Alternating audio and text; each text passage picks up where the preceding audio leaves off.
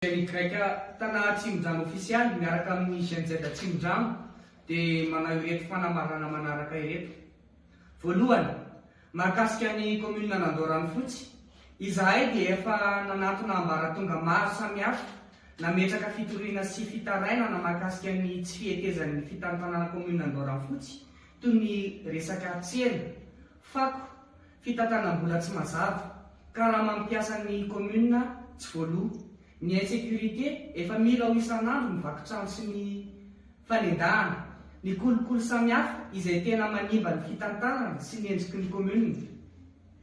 Noho ireto dingana ireo dia mangataka izahay ny ampiatona ny ben'ny tanàna Andoranfotsy raha koto ary manana entso izay fantatry ny maro amin'ny anarana hoe tota amin'ny andraikitra mahaben'ny tanàna azy.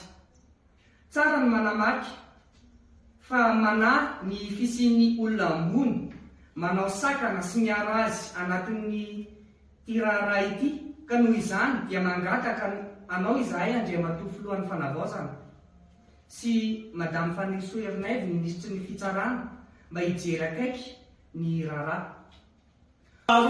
Mahakasika ny commune Ambaravao Tsimojano, ely izahay vahoaka ary tsy tia korotana, fa kosa efa tena tsy rano ny zavatra miseho. Efa ho 5 volana izahay tsy nisy PDS teto Ambaravao Tsimojano. Nandray anjara mavitrika tamin'ny tolona izahay ary ny fanalana ny ben'ny tanàna izay efa 12 taona nipetrahana sy nivadibadihana palitao, anefa tsy nisy fampandrosoana marina akory teto amin'ity commune ity. Ankehitriny dia manomboka miaodiodio indray ben'ny tanàna naongana io, ka miantso anao izahay Andriamatoa chef de district ana Tsimojano mba hijery akaiky ity raharaha ity. Efa nidina teny ianao nijery. Ankehitriny izahay mpitolona ato amin'ny chaîne Y Tsimojano officialy sy ny chaîne Z Tsimojano officialy dia mangataka ny fametrahana ny PDS tsy misy atakandro satria miasimba ny tanànanay. Matoky izahay fa endry ianao Andriamatoa chef de district hanolotra ny vahoaka tena nitolona ho eo amin'ny toeran'io mba hisiny ny filaminana. Fahatelo farany, izahay GNZ Tsimojano dia manentana antsika tanora rehetra tsy ankanavaka.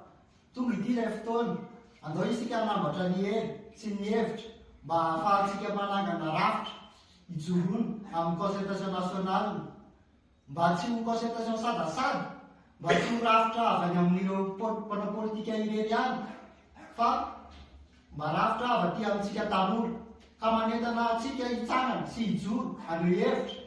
Isika tanora no avy firenena, ka sahy maneho hevitra, sahy mijoro. Ho an'ny tanindrazana